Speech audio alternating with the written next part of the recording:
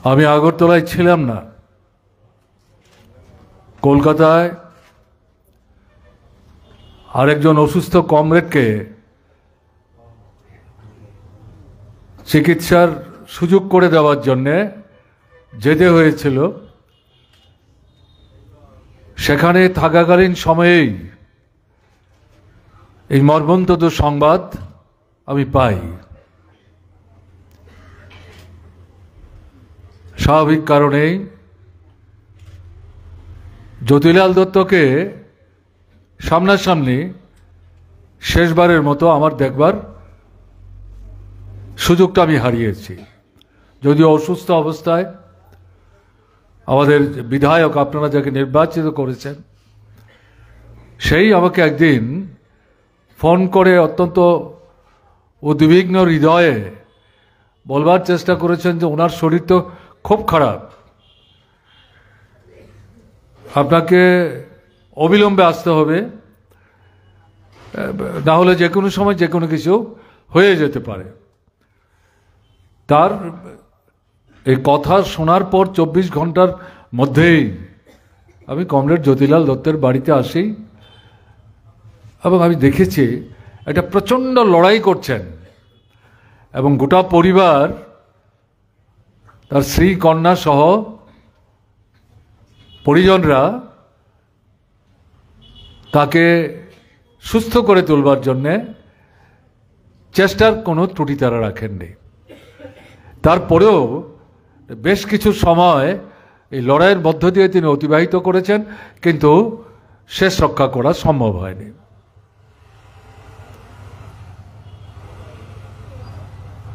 জ্যোতিলাল দত্ত ছাত্র আন্দোলনের মধ্য দিয়েই ভারতের কমিউনিস্ট পার্টি মার্ক্সবাদীর সান্নিধ্যে আসেন এবং তার সাথে আমার পরিচয়ের ভিত্তি হচ্ছে ছাত্র আন্দোলন। আমার এখনো মনে আছে এই বামটিতে সুরেন্দ্র রায়ের বাড়ির সংলগ্ন যে মণ্ডপ, মণিপুরী অংশের জনগণের তাদেরই তৈরি করা, তখন অবিভক্ত সদর, তার যে ছাত্র ফেডারেশন বিভাগীয় কমিটি, তার সম্মেলন এই বাড়িতে আমরা করেছিলাম 2 দিন। এবং সেই সময়ে জ্যোতিলাল দত্তকে দেখবার সুযোগ আমার হয়েছে, সান্নিধ্যে আমরা এসেছি, নৈকট্য আমাদের গড়ে উঠেছে। পার্টি বামটি এলাকায় ছোট্ট ছিল, সারা রাজ্যেই পার্টিটা ছোট ছিল, তার মধ্যে সদর পার্টির এলাকা হিসাবে আজকে যে এলাকাটা নিয়ে বামটিয়া বলি আমরা, সেই সময় এই বামটিয়া এলাকাতে পার্টিটা খুবই ছোট পার্টি ছিল। কমরেড সুরেন্দ্র রায় তিনি কৃষক নেতা ছিলেন, তখনও ক্ষেত মজুরি ইউনিয়ন তৈরি হয়নি। কমরেড সুধাময় মজুমদার, পরে জেনেছি এই নাম, আগে তাকে আমরা পানুদা বলেই জানতাম। আমার ধারণা এখনো অনেকেই সুধাময় মজুমদার বললে তাকে চিনতে পারবেন না। তিনি চা বাগানে কাজ করতেন, ঘুরে ঘুরে বিভিন্ন চা বাগান শ্রমিকদের মধ্যে যেতেন, কিন্তু সংগঠন যে সেই সময় খুব একটা বিরাট ব্যক্তি লাভ করেছিল ঘটনা তা না। ছোট্ট 1-2 বাগানের মধ্যে পানুদা শ্রমিকদেরকে সংগঠিত করার চেষ্টা করতেন এবং সেই সময়ে পার্টির এই সাংগঠনিক কাজ, আন্দোলন সংগ্রাম ছাড়া তো পার্টিটা বড় হবে না। জনগণের কাছে যেতে হবে, তাদের সমস্যা জানতে হবে, তার সুরাহা সমাধানের জন্যে আন্দোলন সংগ্রাম সংগঠিত করতে হবে। তার মধ্য দিয়ে জনগণ বুঝতে পারবেন কে তার বন্ধু, কে তার শত্রু, এবং এটাকে বাদ দিয়ে মার্ক্সবাদী কমিউনিস্ট পার্টির ভিত্তি কী করে প্রসারিত হবে। তো সেই সময়ে এই কাজটা করার জন্য মানে নেতৃত্ব দানকারী যে কমরেড তাদের সংখ্যাটা কিন্তু খুব কম ছিল। সেই সময়ে প্রথম সারিতে দেখে যে কয়েকজন কাজের ক্ষেত্রে গুরুত্বপূর্ণ ভূমিকা নিয়েছিলেন তার মধ্যে কমরেড সুরেন্দ্র রায়, কমরেড পানু মজুমদার, যুক্ত হলেন জ্যোতিলাল দত্ত এবং বয়সে কম হলেও বসন্ত দত্ত। অন্যরা যারা ছিলেন তাদেরকে আমি খাটো করছি না, ছোট করছি না, অস্বীকার করছি না, তাহলে ইতিহাসকে অস্বীকার করা হবে। কিন্তু এই যে 4-5 তারাই সেই সময়ে এটা নেতৃত্ব দানকারী সাহসী টিম হিসাবে গোটা এলাকাটাকে পরিকল্পনা মাফিক ভাগ বাটোয়ারা করে নিজেদের মধ্যে দায়িত্ব বন্টন করে নিয়ে তারা কাজকর্ম করতে শুরু করেন। এই এলাকাটা সেই সময়ে প্রধানত কংগ্রেস দলের প্রভাবিত একটা এলাকা ছিল এবং আমাদের পার্টির জনগণের মধ্যে যে সমর্থনের ভিত্তি এটা মূলত কেন্দ্রীভূত ছিল এই মণিপুরী অংশের মানুষ যে এলাকাটাতে বসবাস করেন সেই জায়গাটাকে কেন্দ্র করে, যার কথা আমি উল্লেখ করলাম, যেখানে সদরের ছাত্র ফেডারেশনের তৎকালীন সম্মেলন আমরা সংগঠিত করি। এই যে উদ্যোগ তারা গ্রহণ করলেন পরিকল্পনা নিয়ে, সেটাই ধীরে ধীরে ধীরে ধীরে পার্টির রাজনৈতিক যে প্রভাব এটা প্রসারিত হয়, আন্দোলন সংগ্রাম সংগঠিত করতে থাকেন, জনগণের মধ্যে যাবার সুযোগটা তারা করে নিতে পারেন এবং এটার মধ্য দিয়েই শুধু মণিপুরী অংশের মানুষের মধ্যেই পার্টির ভিত্তি কিন্তু সীমাবদ্ধ থাকেনি। পর্যায়ক্রমে তপশিলি অংশের মানুষ, উপজাতি অংশের মানুষ এই এলাকাটাতে খুব বেশি না, কয়েকটা পকেট আছে, তার মধ্যেও পার্টির প্রভাব প্রসারিত হয়। মধ্যবিত্ত, নিম্নবিত্ত,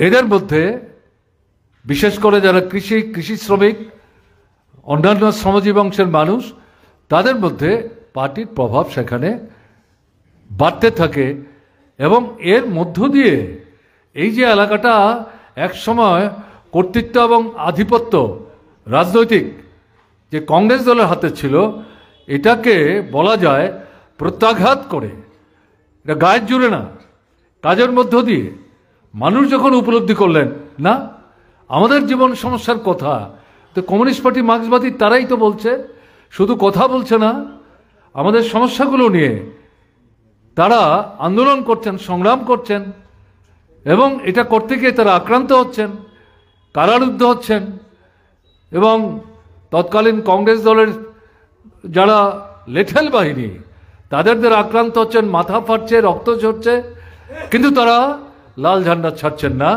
তাহলে এরাই তো আমাদের বন্ধু, এদেরকেই তো আমাদের শক্তিশালী করতে হবে। আমরা কেন অন্য দলের পেছনে ছুটব? এদের তো আমাদের সঙ্গে দেখা সাক্ষাৎ হয় ভোটের সময়, তারপরে তো আর দেখা সাক্ষাৎ হয় না, দেখা করতে গেলেও কথা বলবার সুযোগ পাওয়া যায় না এবং আমাদের সমস্যাগুলি সুরাহা সমাধানের জন্য তাদের কোনো কার্যকরী ভূমিকা নাই। এই যে অভিজ্ঞতা, এই অভিজ্ঞতার মধ্য দিয়ে কিন্তু কংগ্রেসের যে একাধিপত্য সেটাকে দুর্বল করা সম্ভব হয়।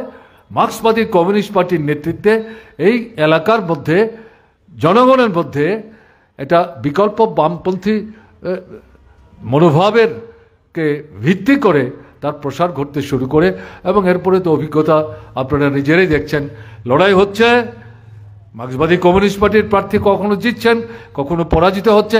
কংগ্রেস একচ্ছত্র আধিপত্য হারালেও মার্ক্সবাদী কমিউনিস্ট পার্টির বিরুদ্ধে তার যে ষড়যন্ত্র, তার যে চক্রান্ত, তাকে বাড়তে না দেওয়া, তাকে কোণঠাসা করা, তাকে ছোট করা, এর জন্য বাছাই করা তার যে নেতৃত্ব, কর্মী, সংগঠক, তাদের বিরুদ্ধে নানা ধরনের আক্রমণ সংগঠিত করা, সেগুলো কিন্তু তারা অব্যাহত রেখেছিলেন।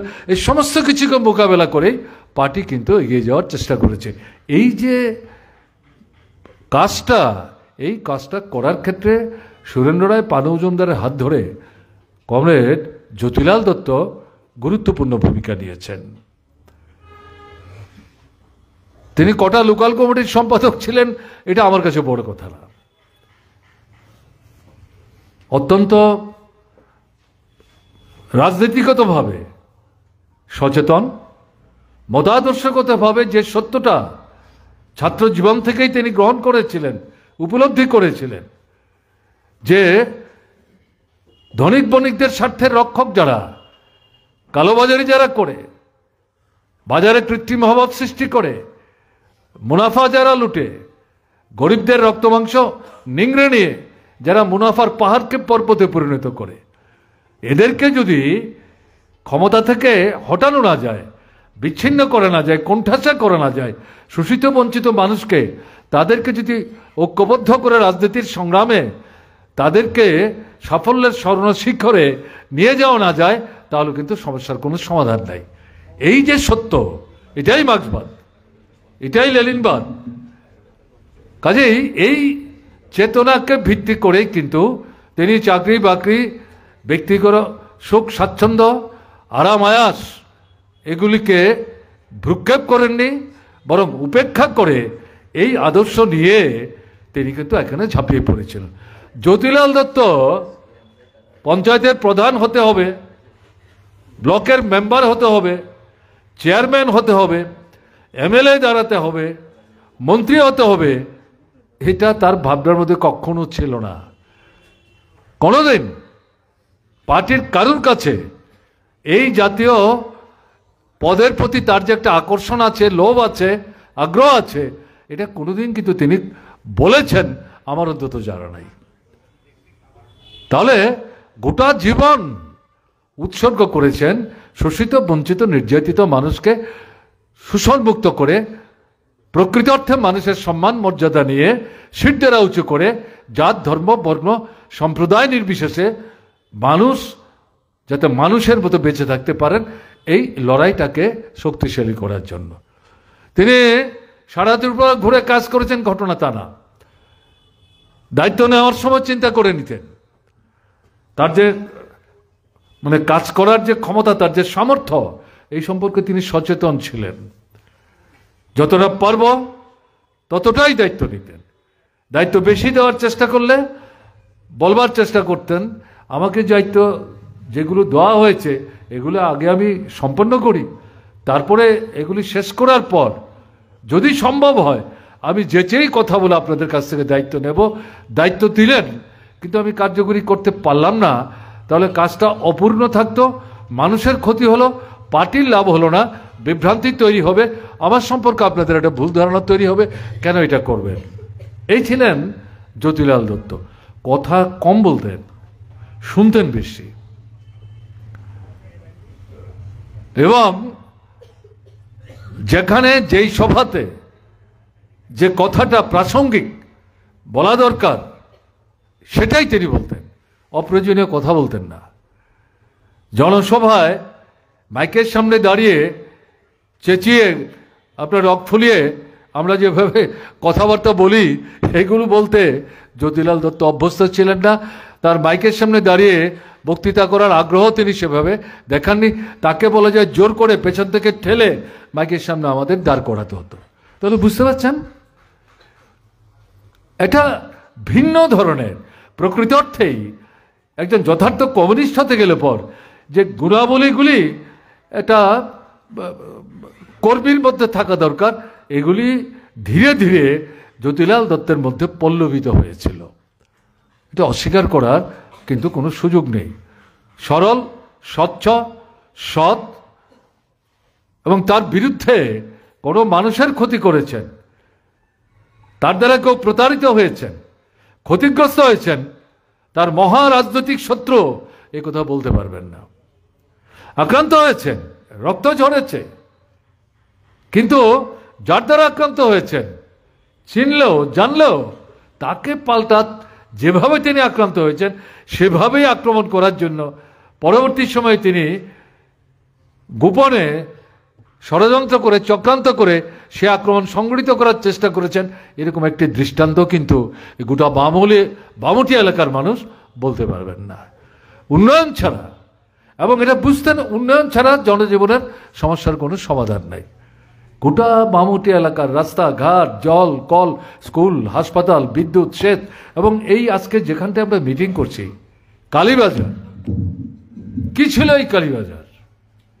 এই ছোট্ট কয়েকটা আপনার মানে সপ্তাহে একদিন দুদিন সাপ্তাহিক বাজার বা হাট বসত, এখানটায় বেশি আসতো তরিতরকারি, এবং এ শুধু বামুটি এলাকার উৎপাদিত তরিতরকারি না, বাংলাদেশের তরিতরকারি এখানে আসতো। আগরতলার ব্যবসায়ীরা মহারাজগঞ্জ বাজার, বটতলা বাজার, দুর্গাচমনি বাজার, সেখানকার ব্যবসায়ীরা গাড়ি নিয়ে এসে এখান থেকে সস্তায় এই যে তরিতরকারি এগুলি তারা পানে মজুমদার তারা গ্রেপ্তার হয়ে গেছেন, ত্রিপুরার বাইরে নিয়ে গেছেন।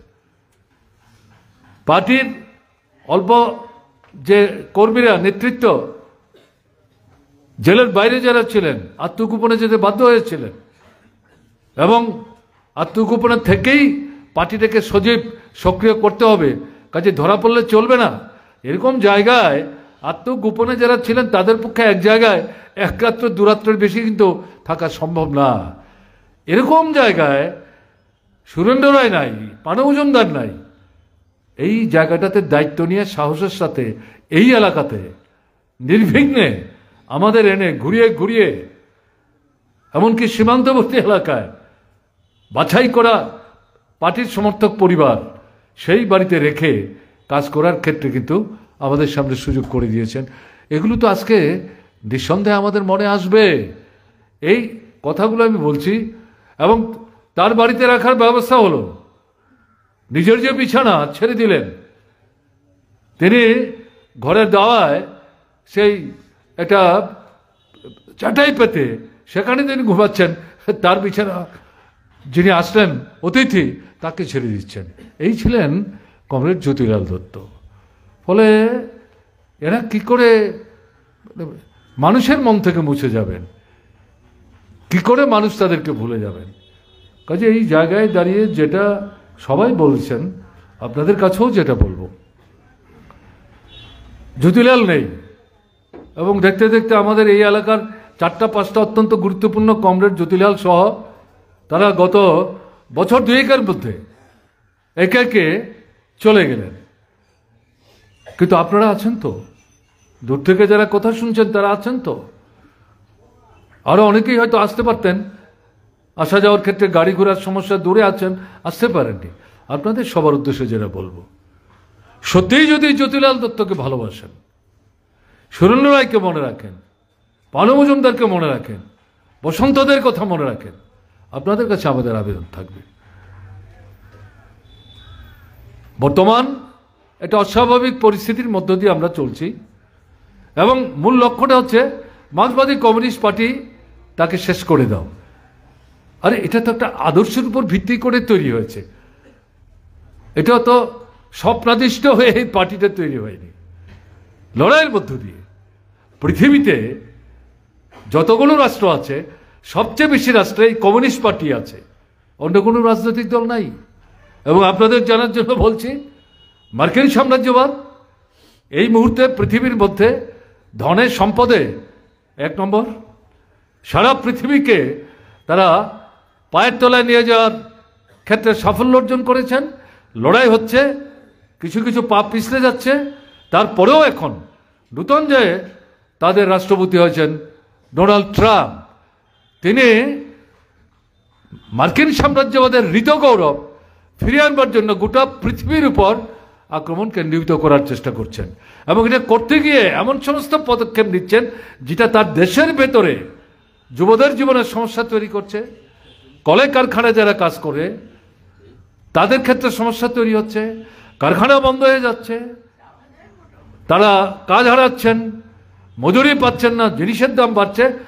এই আমেরিকাতে আজ থেকে মাস 4 আগে এই নূতন সরকার আসার পর তার জনবিরোধী ভূমিকার বিরুদ্ধে ওখানে কিন্তু কমিউনিস্ট পার্টি আছে, কিন্তু বড় না, লড়াই করার মতো শক্তি না।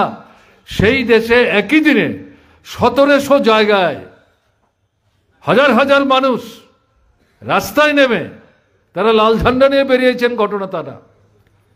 কোনো দলীয় পতাকা নিয়ে বেরিয়েছিলেন, ঘটনা তা না। ডোনাল্ড ট্রাম্পের জনবিরোধী যে ভূমিকা, সেই ভূমিকার বিরুদ্ধে সোচ্চার হয়েছিলেন যে এই নীতি পাল্টাও, এটা মানুষ মারা নীতি। তুমি রাজনৈতিক আধিপত্য বিস্তার করতে গিয়ে সারা পৃথিবীকে পায়ের তলায় আনতে গিয়ে যারা তোমার সঙ্গে সহমত পোষণ করছে না তাদের উপর যে অর্থনৈতিক চাপ সৃষ্টি করতে গিয়ে আমাদের দেশের ভেতরে রাজনীতিটাকে দুর্বল করে দিচ্ছ। আমরা পৃথিবীতে বিচ্ছিন্ন হয়ে পড়ছি, আমাদের জীবনের সমস্যা তৈরি হচ্ছে। এই নীতি পাল্টাও। 3 মাসের ব্যবধানে আবার একসাথে 900 জায়গায় হাজার হাজার মানুষ এই আমেরিকাতে রাস্তায় নেমে তারা কিন্তু সোচ্চার। তারা বলছেন, আপনি কি মনে করেছেন আমরা একদিনে 1700 জায়গায় করেছি, সব ভুলে যাব, আমরা ঘরেই নিজেদেরকে আবদ্ধ রাখবো, বেরোবো না? তাহলে ভুল করছেন। আমরা আবার বেরোলাম, দৃষ্টি আকর্ষণ করছি, নীতি পাল্টান, না হলে সমস্যা হবে। আমেরিকার কথা বলছি। আমেরিকার সবচেয়ে বড় যে শহর, কি জানি নাম, নিউ ইয়র্ক। যারা খবর রাখেন, দেশের কথা পড়েন, শুধু দেশের কথা না, আমাদের ত্রিপুরার যে সমস্ত পত্রিকাগুলি মানে কমিউনিস্টদের সঙ্গে কথা বলতে পছন্দ করে না, তারাও এই সংবাদ লুকিয়ে রাখতে পারেনি। নিউ ইয়র্কে চেয়ারম্যান নির্বাচিত হবে। সেই চেয়ারম্যান নির্বাচনে ডোনাল্ড ট্রাম্প তার যে দল, যেই দল থেকে প্রার্থী হয়ে তিনি দ্বিতীয়বারের জন্য রাষ্ট্রপতি হয়েছেন, তার দলের প্রার্থী আছে। সেখানে ভিন্ন দল, সেই দলের 34 বছর বয়সের একটি মুসলিম যুবক, তার মা ভারতীয়, বাবা কিন্তু ভারতীয় না। তারা এখন আমেরিকায় বসবাস করেন। বাবা একজন মানে শিক্ষিত মানুষ, অধ্যাপনার কাজের সাথে যুক্ত, এবং সে নিজেও শিক্ষিত মানুষ, লেখাপড়ার কাজের সাথে যুক্ত, অধ্যাপনার কাজের সাথে যুক্ত। এই ডোনাল্ড ট্রাম্পের জয়ের আগে থেকেই বা নির্বাচিত হওয়ার পর থেকে এই যে নিউ ইয়র্ক, সে জানতো এখানে চেয়ারম্যানের জন্য ভোট হবে। বাড়িতে বাড়িতে যেতে শুরু করেছে এবং ভোট হলো। সেই ভোটে 51 বেশি ভোট নিয়ে সে জয়যুক্ত হলো। ডোনাল্ড ট্রাম্প যখন বুঝতে পারছিলেন এই ছেলেকে রোখা যাবে না, তার দলের যে প্রার্থী যখন বুঝলো এই ছেলেটির সঙ্গে লড়াই করে তার দলের প্রার্থী জিততে পারবে না, তৃতীয়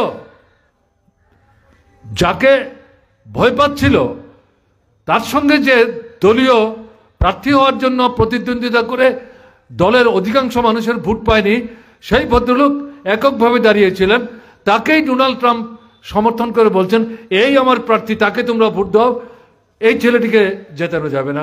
কিন্তু পারলেন না। 51 ভোট পেয়ে এই নিউ ইয়র্ক সিটিতে চেয়ারম্যানের পদে তিনি জয়যুক্ত হলেন। এবং তিনি কি ঘোষণা করলেন? কারা তাকে সাহায্যের জন্য এগিয়ে এসেছিলেন? বেকার যুবকরা, আমেরিকার বাইরে থেকে যারা আমেরিকায় গেছে, ওখানে গিয়ে কাজ করছে, আমেরিকার অর্থনীতিকে শক্তিশালী করছে, তাদেরকে আমেরিকা ছাড়তে হবে, এই হুমকি দিয়ে ডোনাল্ড ট্রাম্প একটা অরাজক পরিস্থিতি তৈরি করার চেষ্টা করছে। এই অংশের মানুষ তার সমর্থনে এগিয়ে এসছে এবং জিনিসপত্রের দরদাম বাড়ছে, অর্থনৈতিক দিক থেকে মানুষের জীবনযাত্রার মান নিচের দিকে যাচ্ছে, এরা এগিয়ে এসছে। এদের সম্মিলিত প্রচেষ্টায় এই ভদ্রলোক জয়যুক্ত হলেন। 34 বছরের যুবক, সে কি ঘোষণা করলো? বেকার যুবক থাকবে, আমেরিকার বাইরের লোক যারা নিউ ইয়র্কে আছেন থাকবেন, কেউ আপনাদের তাড়াতে পারবে না। গরিব মানুষ, মধ্যবিত্ত, নিম্নবিত্ত, জিনিসের দাম বাড়ছে, টাকার দাম কমছে, অর্থনৈতিক সংকট, এর বিরুদ্ধে যে লড়াই, এই লড়াই চলবে। সম্মিলিতভাবে আমরা নূতন করে নিউ ইয়র্ককে এগিয়ে নিয়ে যাওয়ার চেষ্টা করব এবং এটার মধ্য দিয়ে সেখানকার যারা রাজনৈতিক বিষয় নিয়ে চিন্তা ভাবনা করেন বিশ্লেষণ করেন, মূল্যায়ন করেন।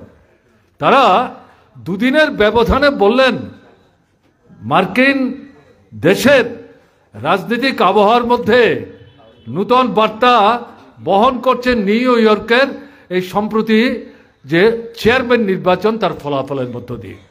এতদিন দুটো মাত্র রাজনৈতিক দল, একবার এরা যেতে একবার ওরা যেতে, এভাবে চলছিল বছরের পর বছর।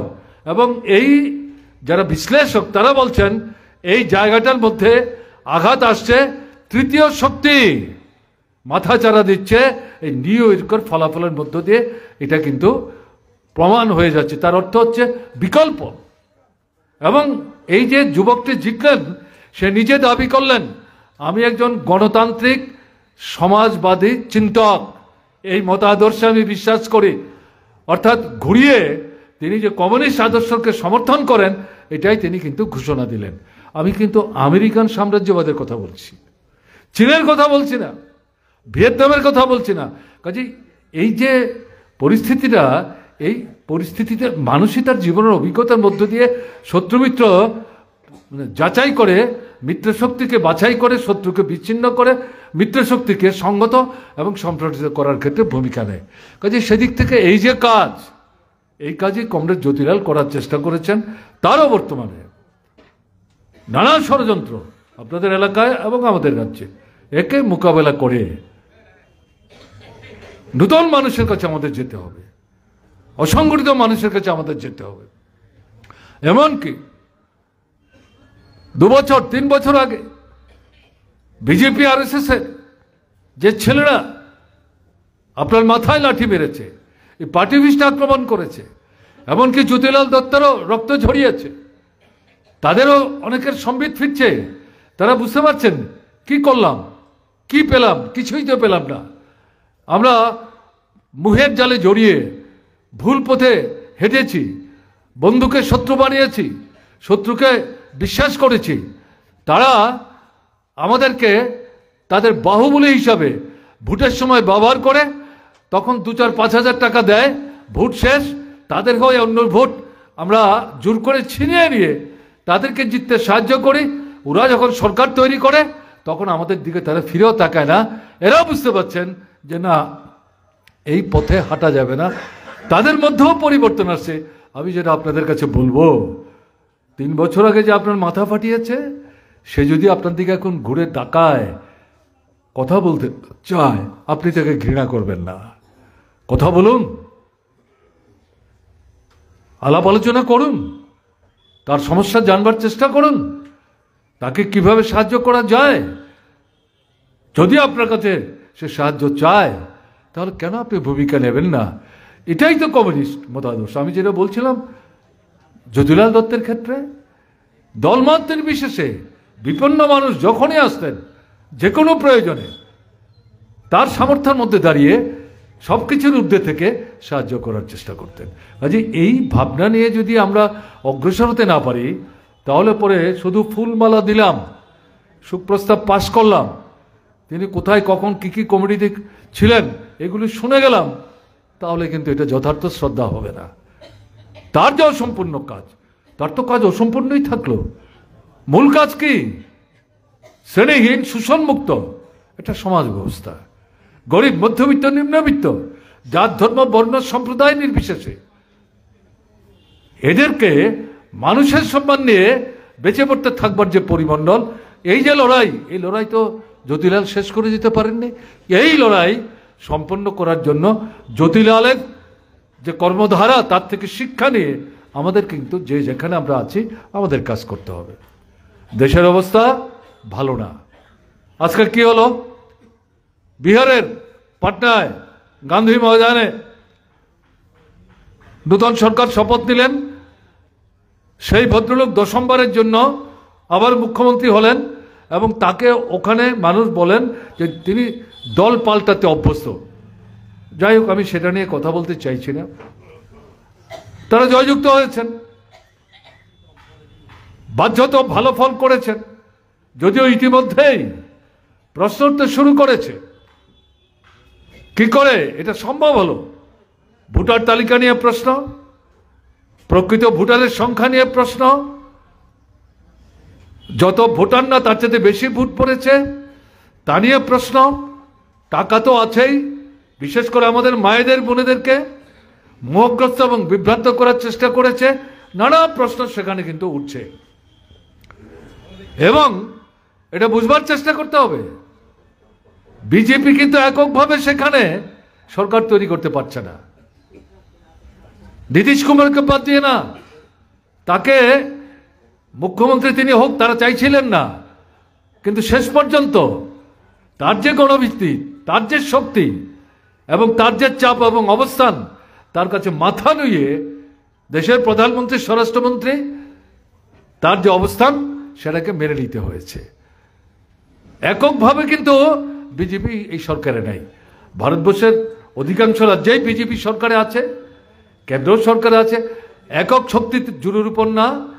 এবং রাজ্যে রাজ্যে যেখানে সরকারে আছে, নির্দিষ্ট কয়েকটা রাজ্যের সরকার বাদ দিলে পর বাকি জায়গাগুলিতে অন্যান্য দলকে সঙ্গে নিয়ে সংখ্যাগরিষ্ঠতা অর্জন করে তারা সেখানে সরকার চালাবার চেষ্টা করছেন। তো ভোটে কেউ জিতবে কেউ হারবে, ঠিক আছে, বিজেপি অন্য দলের সাথে মিলে সেখানে সরকার তৈরি করেছেন।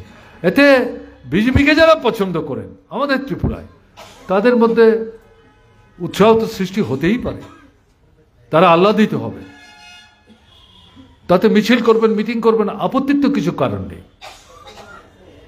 আমাদের সমর্থকরা যদি জিতে সেখানে সরকার তৈরি করতে পারতেন, আমরাও হয়তো এরকম মিছিল মিটিং করতাম, আপনারা হয়তো এই বামোটাতেই মিছিল করতে বেরোতেন, এটা আমাদের অনুভূতির জন্য অপেক্ষা করতেন, এটা অস্বাভাবিক না। কিন্তু এটা কি হচ্ছে? মারধর কেন করছেন? পার্টি অফিস ভাঙছেন কেন?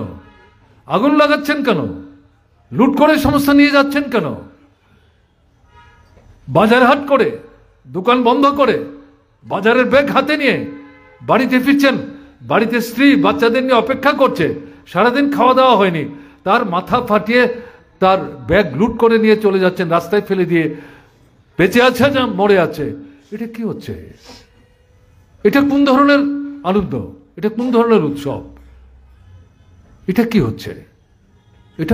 এটা কি ত্রিপুরায় যারা সরকার চালাচ্ছেন বিজেপি, তাতে একক শক্তিতে চালাচ্ছেন না, ত্রিপুরা মাথায় সাহায্য করছে। এবং ট্রাইবেলদের মধ্যে একটা ছোট্ট রাজনৈতিক দল, এটা তারাই তৈরি করেছেন, তাদেরকে সঙ্গে নিয়ে তারা সরকার চালাচ্ছেন। তো তারপরে বিহারে জিতেছেন, মিছিল মিটিং করছেন, করুন, আপত্তির তো কিছু নাই। এই আক্রমণগুলি কেন করবেন? আমরা কি ভোটে জিতিনি কখনো? সরকারে ছিলাম না, দীর্ঘ সময়ের ব্যবধানে সরকারে এসছি আমরা, এরকম ভাবে আক্রমণ করেছি আমরা কাউকে? কেউ বলতে পারবেন? কারোর পার্টি অফিস ভেঙেছি, আগুন লাগিয়েছি, লুটপাট করেছি, একটা দৃষ্টান্ত কেউ দিতে পারবেন? একটা দৃষ্টান্ত দিতে পারবেন না। ষড়যন্ত্র করে সন্ত্রাসবাদীদের কাজে লাগিয়ে তাদের কাঁধে চেপে নির্বাচনকে প্রহসনে পরিণত করে বামফ্রন্টকে 10 বছরের ব্যবধানে পরাস্ত করে সরকার তৈরি করে আধা ফিসিশ্বরী সন্ত্রাস কায়েম করেছিলেন কংগ্রেস এবং উপজাতি যুব সমিতি। 3.5 পর আমাদের কমরেডদেরকে লিস্টি হাতে নিয়ে ধরে ধরে খুন করেছে, এলাকা ছাড়া করেছে, পার্টি অফিস বন্ধ করে দিয়েছে, লুটপাট করে নিয়ে গেছে। সেই মানুষ 5 বছরের ব্যবধানে এদের পরাস্ত করে রাষ্ট্রপতি শাসনে আবার বামফ্রন্ট সরকার ফিরিয়ে এনেছে। কেউ বলতে পারবেন এই যে আসলো বামফ্রন্ট সরকার,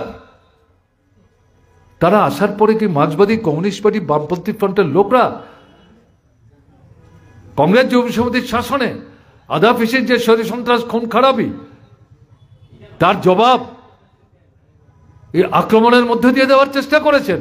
তা তো না, কেউ তো বলতে পারবেন না। বরং যারা ভুল করেছে তাদেরকে বুঝাবার চেষ্টা করেছে। তো আপনারা এটা কি করছেন? এই যে কাণ্ড কারখানা করছেন, এটা কি? এটা দুর্বলতা, এটা শক্তির লক্ষণ না। নিজের যে মতাদর্শ রাজনীতি, এটার উপরেও আস্থা রাখতে পারছেন না, কারণ মানুষেরই এটার উপর আস্থা নাই, আপনারা নিজেরা বুঝতে পারছেন। তাই আপনারা যারা সংগঠক, নেতৃত্ব, আপনাদের নিজেদের মধ্যে ভীতি তৈরি হয়েছে। আরে সিআইটিউর সম্মেলন আগরতলায় 10-11 তারিখ, আস্তাবল ময়দান যেটা বিবেকানন্দের নামে আমরা উৎসর্গ করেছি, বিবেকানন্দ ময়দান। এই মাঠটা বৃষ্টি হলে পরে 1 ঘন্টায় এটা একটা পুকুর হয়ে যেত। কোটি কোটি টাকা খরচ করে মাটি ফেলে এটা খেলার মাঠ, কোচিংয়ের মাঠ এবং গণতান্ত্রিক যে অধিকার, এটা থাকলেই তো হবে না। এটাকে প্রয়োগ করার জন্য পরিমণ্ডল চাই, সভা সমাবেশ ইত্যাদি হবে। এই মাঠটা তার জন্য চিহ্নিত হয়েছিল। সেই মাঠটাই চেয়েছে CI2। অপরাধের তো কিছু নাই, মাঠ দিল না। এবং দেখবেন এই মাঠটা, এটাকে এখন মেলার মাঠ তৈরি করে দিয়েছে। লুটের ব্যবসা বাণিজ্য চলছে, গণতান্ত্রিক কাজকর্ম সেখানে হয় না, এমনকি খেলাধুলাও সেখানে প্রায় বন্ধ করে দিয়েছে। এরকম একটা জায়গায় আগরতলা শহরেই CI2 10 তারিখ সভা ডাকতে বাধ্য হয়েছে। এরপরেও সভা, এতে যাতে লোক আসতে না পারে তার জন্য একদিকে সরকারটা ভূমিকা নিয়েছে নানা কায়দা কানুন করে, আরেকদিকে শাসক দল বিজেপি সহযোগীদের সঙ্গে নিয়ে গাড়ি বন্ধ দুপুর 12টা পর্যন্ত 10 তারিখ। সাবরুম বিলুনিয়া থেকে আগরতলা আসতে পারবে না, খোয়াই কমলপুর তেলিয়ামুড়া থেকে আগরতলা আসতে পারবে না, বিশালগড়ের তো প্রশ্নই নাই, উদয়পুরের তো প্রশ্নই নাই। 4 দিন 5 দিন আগে থেকে এলাকা এলাকায় ভয় ভীতি। এবং সেদিনই আগরতলাতে মুখ্যমন্ত্রীর অংশগ্রহণের মধ্য দিয়ে সংহতি সভা এবং মিছিল হবে। ঠিক আছে, মুখ্যমন্ত্রী করতেই পারেন, তাতে তো আমাদের কোনো আপত্তি নেই। তাদের সর্বভারতীয় কর্মসূচি কেন করবেন না? এখন আগরতলায় এই সভা হবে, এই রাস্তার উপর দিয়ে মিছিল আসবে, গাড়ি ঘোড়া আসবে, এটা তো জানতেন তারা। তাহলে এরকম একটা জায়গায় মুখ্যমন্ত্রীকে সামনে রেখে শাসক দল যদি এরকম মিছিল করেন, তাহলে ভিন্ন দল তারা তাদের লোক নিয়ে কী করে মিটিংয়ে আসবেন? ইচ্ছাকৃত অর্থাৎ একটা সংঘর্ষ বাধাও, ভীত সন্ত্রস্ত করে মানুষ যাতে আসতে না পারে। সমস্ত কিছু করার সত্ত্বেও জমায়েত তো বন্ধ করতে পারেননি। হাজার হাজার মানুষ এসছেন। এই কাণ্ড কারখানাগুলি না করলে হয়তো আরো 1000-5 মানুষ আরো বেশি হতে পারত। কিন্তু যা হলেন উদ্যোক্তা যারা, তারা বললেন এটা আমাদের প্রত্যাশার বাইরে। মানুষকে তো আটকে রাখা যায় না এই কায়দা কানুন করে। আপনারা যেগুলো করেছেন এগুলো আপনাদের দুর্বলতা। মানুষের জীবনের সমস্যাগুলো সুরাহা করছেন না। অন্যায় চলছে, ব্যভিচার চলছে, দুর্নীতি চলছে, স্বজন পোষণ চলছে, প্রশাসন বলে কিছু নাই। এরকম একটা জায়গায় দাঁড়িয়ে এই সরকারটার উপর মানুষ বিশ্বাস হারাচ্ছেন। যারা CI2 ডাকা এই হাজার হাজার যে মানুষ এসেছিলেন, তারা সবাই মার্ক্সবাদী কমিউনিস্ট পার্টির লোক, এটা মনে করারও কিন্তু কোনো কারণ নেই। কিন্তু তারা এসছেন, বুঝে নিতে চাইছেন এই অবস্থা থেকে আমরা রেহাই পাবো কি করে। কমিউনিস্ট পার্টির লোক হতে না পারি, CI2 মেম্বার হতে না পারি। CI2 একটা লড়াকু সংগঠন, যাই না তাদের নেতৃত্ব কি বলে আমরা একটু শুনে আসি। মানুষ তো আসলো এবং তারা হতাশ হয়ে গেলেন। আরে এত কিছু করলাম, মাঠ দিলাম না, জায়গা দিলাম না, মিছিল আটকাবার চেষ্টা করলাম, গাড়ি বন্ধ করে দিলাম, এমনকি রেল বন্ধ করার চেষ্টা করেছিলেন, কিন্তু সেটা পারেননি। তারপরেও তো হাজার হাজার মানুষ সহ্য করতে পারছেন না, একটা সুযোগের অপেক্ষা করছিলেন। বিহারের ফল বেরোলো। তো এই বিহারের ফল, আমি তো বললাম আগরতলায় মিছিল করতে তো আপনাদের কোনো আপত্তি নাই, কিন্তু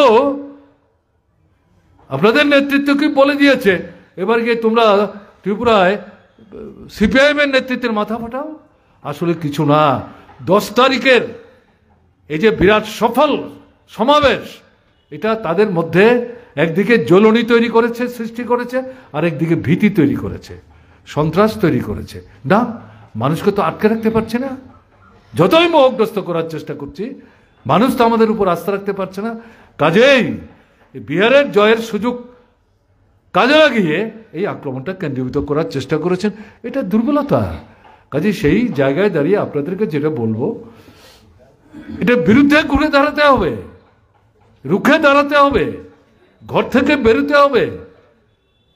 পিঠ দেয়ালে আপনি ঘরে নিজেকে আবদ্ধ রাখলে জিনিসের দাম কমবে না, টাকার দাম বাড়বে না, বেকার ছেলে চাকরি পাবে না, শিক্ষক কেরানি কর্মচারীর মজুরি বাড়বে না,